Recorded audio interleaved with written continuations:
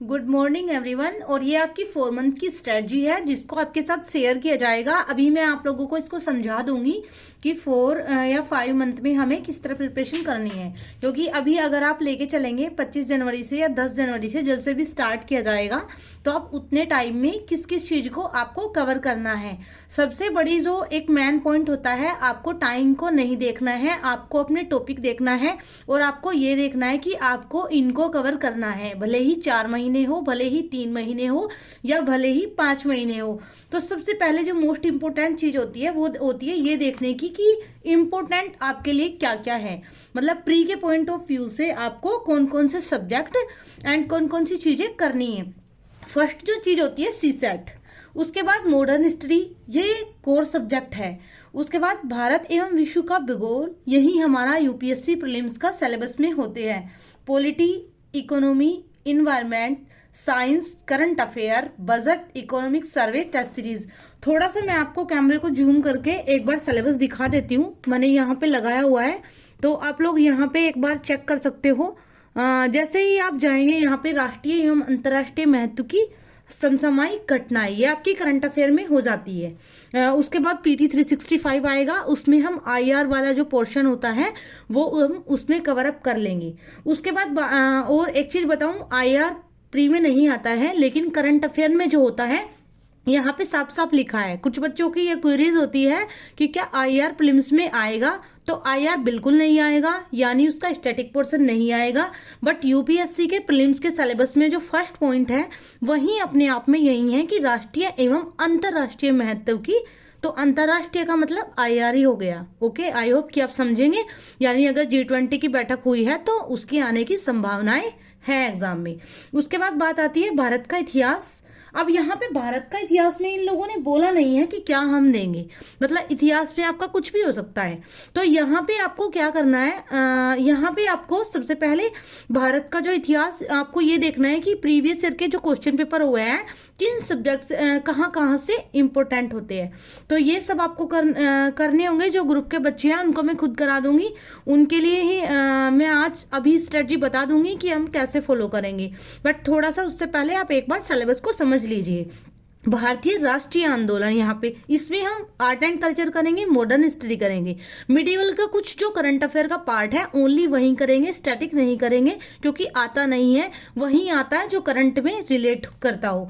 उसके बाद भारतीय राष्ट्रीय आंदोलन, जैसे 1857 का रिवोल्यूशन हो गया, बाकी सारे जो कूका विद्रोह, बाकी सारे जितने भी संताल विद्रोह वगैरह हो गए, ये सारे आपको शॉर्ट नोट्स दिए जाएंगे, उसमें आपका कंप्लीट हो जाएगा। स्पेक्ट्रम के आपको शॉर्ट नोट्स दिए जाएंगे माइंड मैप फॉर्म में।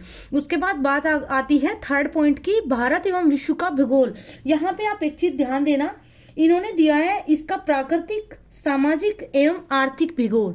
इनको आपको जो मोस्ट इंपोर्टेंट टॉपिक्स की सीरीज होगी आपको वो सीरीज दे दी जाएगी। उस सीरीज में विद टारगेट, शेड्यूल टारगेट, सबके अकॉर्डिंग आपकी विद टारगेट स्टडी कराई जाएगी। उसके बाद में भारतीय राजतंत्र एवं शासन, इसमें संविधान हो गया, राजनीतिक प्रणाली, पंचायती राज, लोक नीति, अधिकार संबंधी मुद्दे, ये तो हो गए मोस्ट इंपोर्टेंट जो हमें करने ही है, भले ही करंट अफेयर में आए हो या फिर ना आए हो। इसके अलावा भी कुछ मोस्ट इंपोर्टेंट चैप्टर्स है एम लक्ष्मीकांत बुक से, प्री के लिए जो मोस्ट इंपोर्टेंट है वो मैं आप सबको बता दूंगी। Most important articles and most important act के आपको नोट्स मिल जाएंगे। उसके बाद में आर्थिक एवं सामाजिक विकास, यहाँ पे ये इकोनॉमी हो गया, इसमें भी आप देखोगे तो कुछ ही पॉइंट है, बट इसके साथ साथ हमें क्या करना है, current affair, budget and economic survey, in topic के साथ और कुछ मोस्ट इंपोर्टेंट टॉपिक है। फॉर एग्जांपल बजट तो टॉपिक में हो ही गया, लेकिन जैसे राष्ट्रीय आय का मापन, जीडीपी और repo rate, reverse repo rate, इस तरह की जो टर्म है इनको हम अच्छे से कवर अप करेंगे। उसके बाद में सामाजिक क्षेत्र में की गई पहले। उसके बाद में फिर आता है पर्यावरण, पारिस्थितिकी, जैव विविधता और मौसम परिवर्तन संबंधित सामान्य मुद्दे, जिनके लिए विषयगत, देखो यहाँ पे यूपीएससी ने खुद ही लिखा है विषयगत विशेषज्ञता आवश्यक नहीं है, यानी आपको वही करना है जो एग्जाम में आपको यूपीएससी ने सिलेबस में दिया है। अब इससे बाहर जो लोगों को लगता है कि यूपीएससी ने इससे बाहर का पूछा है, वो सब आपका करंट अफेयर होता है। उसके बाद सेकंड पेपर की बात हम सीसेट के टाइम पे करेंगे, अभी फिलहाल इसको थोड़ा सा घुमा लेते हैं। और अब मैं आप लोगों को बता देती हूँ स्ट्रेटजी कि स्ट्रेटजी को कैसे करेंगे। तो यहाँ पे ये वाली पॉइंट्स जो मैंने आपको अभी दिखाए, यहाँ तक आपका कंप्लीट हो जाता है। उसके बाद में करंट अफेयर हो गई, उसके बाद में बजट हो गया, इकोनॉमिक सर्वे हो गया, टेस्ट सीरीज हो गई। ये चीजें हमें कवर अप करनी है इन 5 मंथ या 4 मंथ या 3 मंथ, जितने में भी आपने करने। अब यहाँ पे मैं मंथ को क्यों नहीं काउंट कर रही हूँ, मान लो हम लोग इसको 10 जनवरी से स्टार्ट कर रहे हैं, कुछ बच्चों का और किसी टर्म का एग्जाम हो, क्योंकि बच्चे काफी सारे एग्जाम देते रहते हैं, वो मार्च से करेंगे, वो अप्रैल से करेंगे, डज नॉट मैटर, आप कभी से करें, भले ही आप 1 मई से करें। अगर आप 1 मई से करेंगे तो मान लीजिए 28 मई तक आपको 28 दिन में इतना कंप्लीट करना है। इसके बिना आप प्रीलिम्स क्वालिफाई बिल्कुल भी नहीं कर सकते, क्योंकि इसके बिना करके जाना मतलब अपने आप को धोखा देना, इतना तो आपको करके जाना ही पड़ेगा। यहाँ पे बात आती है PT 365 को, इसको मैंने क्यों लिया है, मैं इसका रीजन बताती हूँ। मैंने इसको पहले नहीं पढ़ा, बिल्कुल सीरियसली बता रही हूँ, लेकिन अब की बार क्योंकि मैंने भी पूरे साल करंट अफेयर को कवर अप नहीं किया, नोट्स बनाए बट जैसे लर्न वगैरह करना होता, तैयार करना होता, वो नहीं किया, तो मेरी भी छुट्टी हुई है। तो मुझे लगता है कि हमें इसको करना चाहिए, क्योंकि इससे पूरे साल की करंट अफेयर कवर हो जाती है। ज्यादा जरूरत नहीं है, लेकिन जो कोर चीजें हैं उनको कर लेंगे, इसमें से भी सिलेक्टेड चीजें कर लेंगे। उसके बाद में बात आती है करेंगे कैसे। तो यहाँ पे वैसे मैंने लिया है 25 जनवरी। अगर इससे पहले हमारा बाकी का पोर्शन खत्म हो जाता है, जैसे CSAT जो अभी क्लासेस चल रही है, अगर वो आप लोग खत्म कर लेते हो तो हम उससे पहले भी इसको स्टार्ट कर देंगे। अब यहाँ से आपका पॉलिटी, यहाँ पे हम 25 जनवरी से स्टार्ट करने की मेरी प्लानिंग है। देखो 25 जनवरी का मतलब है कि यहाँ तो होनी ही होनी है। अगर इससे पहले हो जाती है तो बहुत अच्छी बात है, इससे पहले भी ट्राई करेंगे कि 10 जनवरी या 15 जनवरी से ही स्टार्ट किया जाए। तो स्टार्ट करते ही पॉलिटी के इंपॉर्टेंट चैप्टर्स, मतलब ये लिस्ट मैं आप लोगों को पहले ही पोस्ट कर दूंगी ग्रुप में, सारे इंपॉर्टेंट चैप्टर की जो लिस्ट होती है, आपको स्ट्रेटजी भी, ये पिक्स भी आपके ग्रुप में डाल दी जाएगी। यहाँ पे आपको पॉलिटी के इंपॉर्टेंट चैप्टर कवर अप करने हैं, इकोनॉमी के इंपॉर्टेंट चैप्टर, और ये विद टारगेट कराए जाएंगे। मतलब आपको टारगेट दिए जाएंगे, आपको कौन कौन से चैप्टर किस दिन करने हैं, और विद टारगेट आपको ये 25 फरवरी तक कंप्लीट करा दिए जाएंगे। इन्वायरमेंट आपका कंप्लीट हो जाएगा, साइंस खत्म हो जाएगी। NCERT देखो, या तो NCERT पढ़नी होती है आपको बुक्स, या फिर आपको उसकी सार बुक पढ़नी होती है, क्योंकि एग्जाम में NCERT से क्वेश्चन आते हैं, सीधी सीधी लाइन आती है। तो उसके लिए मैंने यहाँ पे एक सोर्स रखा है, NCERT की सार बुक, इसको साथ साथ करेंगे। अब यहाँ पे 25 फरवरी की बात आ जाती है, ये विद रिवीजन आपकी चीजें हैं। यहाँ पे आपका मैं ये जो चीजें आपकी फिनिश हो जाएगी, इसका आपका यहाँ पे रिवीजन स्टार्ट कर दिया जाएगा, और उसके साथ में आपको हिस्ट्री के, आर्ट एंड कल्चर के शॉर्ट नोट्स दे दिए जाएंगे। मॉडर्न हिस्ट्री स्पेक्ट्रम की जो बुक है इतनी मोटी, उसके आपको शॉर्ट नोट्स दे दिए जाएंगे, यानी आपको स्पेक्ट्रम को बार बार अगेन बाय अगेन रीड नहीं करना पड़ेगा। उसके बाद आपको ज्योग्राफी में Indian geography and world geography, इनके जो भी मोस्ट इंपोर्टेंट चैप्टर है वो आपको कराए जाएंगे। वर्ल्ड ज्योग्राफी यहाँ पे हो गया। उसके बाद में यहाँ तक आपका आई होप कि PT 365 आ जाएगा, तो इसको हम लोग स्टार्ट कर देंगे 25 फरवरी तक। आई थिंक आ जाना चाहिए। उसमें नहीं, अगर आपका पेपर बैक में नहीं आया, यानी अमेजोन वगैरह पे, तो उनकी जो विजन की वेबसाइट है उस पर तो आ ही जाएगा, तो हम लोग तब तक स्टार्ट कर देंगे। बजट आ जाएगा, बजट यहाँ पे आप लोगों को जो वीडियोस वगैरह है वो यूट्यूब पे बता दी जाएगी, बट आपको शॉर्ट नोट्स दिए जाएंगे मेड बाय मी, ठीक है। आपको बजट का भी एक शॉर्ट नोट्स दिया जाएगा, इकोनॉमिक सर्वे का भी शॉर्ट नोट्स दिया जाएगा। उसके बाद में यहाँ पे आ जाएंगे 15 मार्च।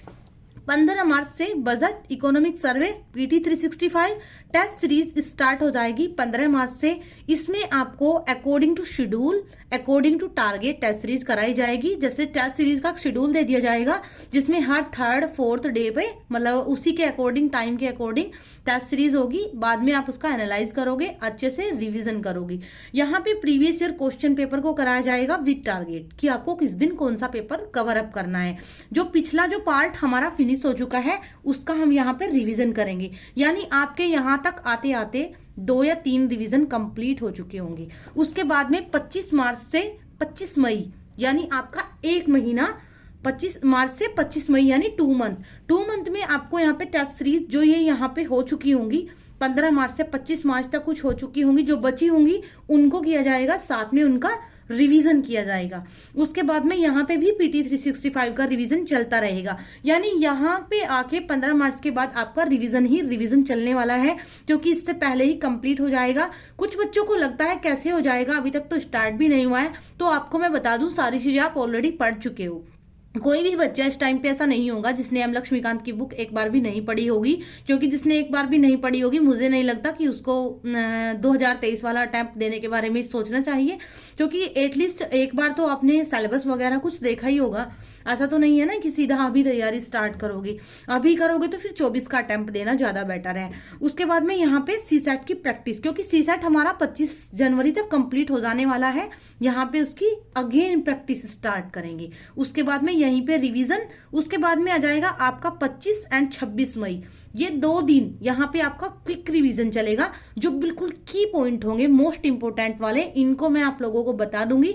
ये सारी प्रिपरेशन आपकी विद टारगेट कराई जाएगी। जो प्रीलिम्स का ग्रुप है उसमें भी जो सारे बच्चे, जितने भी ग्रुप के बच्चे अभी तक हैं, ये सारी तैयारी आप लोगों को कराई जाएगी।